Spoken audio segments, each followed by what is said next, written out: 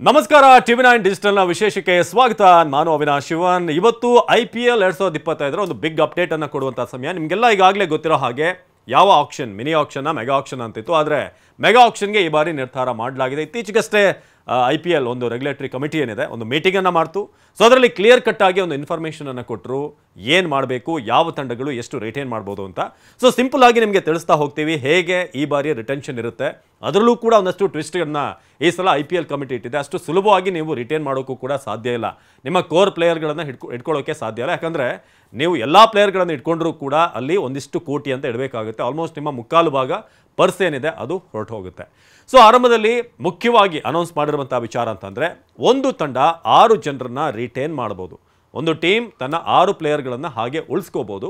ಅಥವಾ 6 ಜನ ಬೇಡ ನಿಮಗೆ ಅಂತಂದರೆ ಎಲ್ಲ ಪ್ಲೇಯರ್ಗಳನ್ನು ಕೂಡ ಬಿಟ್ಟು ನೀವು RTM ಅಂದರೆ ರೈಟ್ ಟು ಮ್ಯಾಚ್ ಕಾರ್ಡನ್ನು ಬಳಸ್ಬೋದು.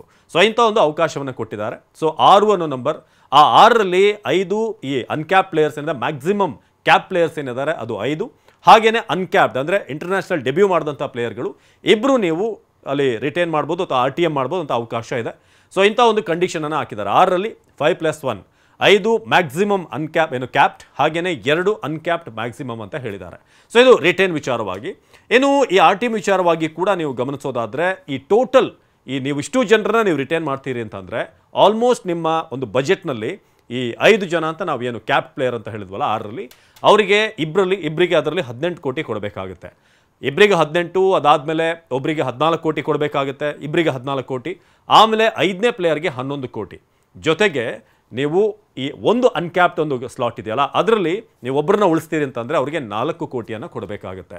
ಸೊ ಇದು ಸದ್ಯಕ್ಕೆ ಇರುವಂಥ ಒಂದು ರಿಟೆನ್ಷನ್ ಒಂದು ರೂಲ್ಸ್ ಏನಿದೆ ಹಾಗಿದೆ.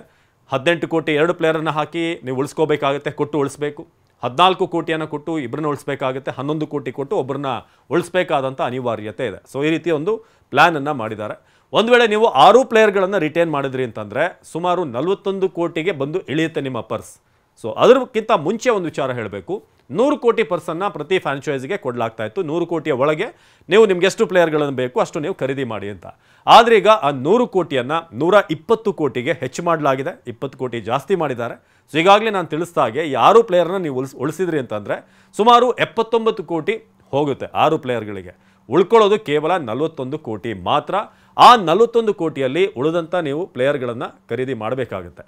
ಸೊ ಹಾಗಾಗಿ ನೀವು 6 ನನಗೆ ರಿಟೈನ್ ಮಾಡೋಕ್ಕೆ ಅವಕಾಶ ಸಿಕ್ತು, ನಾನು 6 ರಿಟೈನ್ ಮಾಡ್ತೀನಿ ಅಂತಲ್ಲ, ಇಷ್ಟು ಅಮೌಂಟ್ ಕೊಡಲೇಬೇಕು. 79 ಕೋಟಿ ಈ 6 ಪ್ಲೇಯರ್ಗೆ ನೀವು ಖರ್ಚು ಮಾಡಲೇಬೇಕು ಅಂತ ಒಂದು ಕಂಡೀಷನನ್ನು ಇಟ್ಟಿದೆ.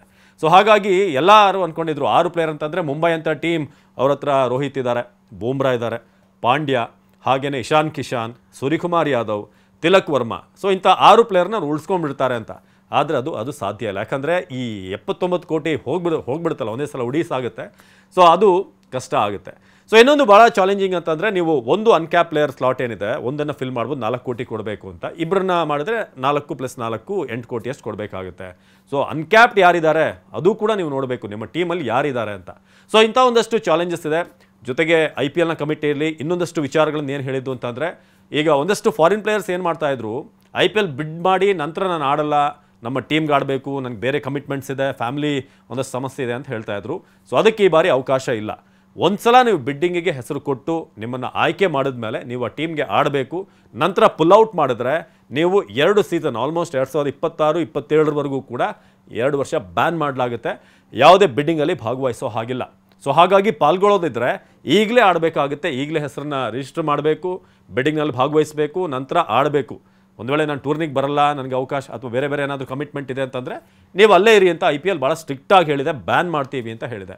ಸೊ ಇದು ಭಾಳ ಮುಖ್ಯವಾಗಿ ಈ ಬಾರಿ IPL ತಂದಿರುವಂಥ ಹೊಸ ರೂಲ್ಸ್ 2025ರಲ್ಲಿ. ಹಾಗೆ ಇಂಪ್ಯಾಕ್ಟ್ ಪ್ಲೇಯರ್ ಏನಿದೆ ಆ ರೂಲ್ಸನ್ನು ಹಾಗೆ ಇಟ್ಟಿದ್ದಾರೆ, ಅದು ಕೂಡ ಮುಂದುವರಿಯುತ್ತೆ 2025, 26, 27ಕ್ಕೆ 3 ವರ್ಷಕ್ಕೂ ಕೂಡ. ಇನ್ನೊಂದು ಬಹಳ ಮುಖ್ಯವಾದಂಥ ಒಂದು ವಿಚಾರ ಅಂತಂದರೆ, ಯಾರಾದರೂ IPL ಆಡುವಂಥವ್ರಿದ್ದರೆ ಅವರಿಗೆ ಜಾಕ್ಪಾಟ್, ಹೊಸಬ್ರು ಯಾರು ಆಡ್ತಾರೆ ಅವರಿಗೆ. ಯಾಕಂದರೆ ಇದುವರೆಗೆ ಏನು ಬಿಡ್ಡಿಂಗ್ ಅಮೌಂಟ್ ಇತ್ತು, 20 ಲಕ್ಷ ಇದ್ದರೆ 20 ಲಕ್ಷ, 30 ಇದ್ದರೆ 30, 40, 50 ಅಷ್ಟೇ ಪೇ ಮಾಡ್ತಾಯಿದ್ರು ಫ್ರಾಂಚೈಸಿಯವರು. ಆದರೆ ಈಗ ಪ್ರತಿ ಮ್ಯಾಚ್ಗೆ 7.5 ಲಕ್ಷ ಮ್ಯಾಚ್ ಫೀ ಇಂಟ್ರೊಡ್ಯೂಸ್ ಮಾಡಲಾಗಿದೆ for the first time of IPL history. So ಒಂದು ಮ್ಯಾಚ್ ಆಡಿದರೂ ಕೂಡ ನಿಮಗೆ ನಿಮ್ಮ ಜೇಬಿಗೆ ಬಂದು 7.5 ಲಕ್ಷ ಬಂದು ಬೀಳುತ್ತೆ. ಹಾಗೆ ನೀವು ಕಂಪ್ಲೀಟ್ ಆಗಿ ಆಡಿದ್ರ ಇಡೀ ಒಂದು ಸೀರೀಸ್ನಲ್ಲಿ ಅಂದರೆ ಇಡೀ IPL ಟೂರ್ನಿಯಲ್ಲಿ ಎಲ್ಲ ಮ್ಯಾಚನ್ನು ಆಡ್ಕೊಂಡು ಬಂದರೆ ಸುಮಾರು 1.5 ಕೋಟಿ ಆಟಗಾರನ ಅಕೌಂಟ್ಗೆ ಬಂದು ಬೀಳುತ್ತೆ. ಇನ್ ಕೇಸ್ ಆತ 20 ಲಕ್ಷಕ್ಕೆ ಆತ ಸೋಲ್ಡ್ ಆಗ್ಬೋದು ಯಾವ್ದಾದ್ರು ಟೀಮ್ಗೆ.